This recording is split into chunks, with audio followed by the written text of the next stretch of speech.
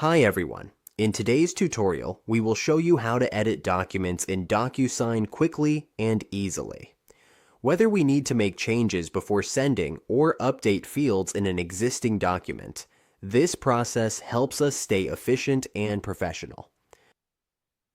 From the DocuSign dashboard, if we need to edit something, such as correcting information or uploading a new file, we can use this example to make the necessary corrections. If we want to edit a specific part, we move to the next step to add fields, like the corresponding emails. Here, we can update the email, the names, and the message. Once we are done editing, we simply click Next to add fields, where we will enter the full name and the company. If we need to update the company name, we can do that here. Once we are finished, we just click Correct, Save, or Send. That is how we can edit DocuSign documents in just a few simple steps. With these tools, managing and updating files becomes much easier.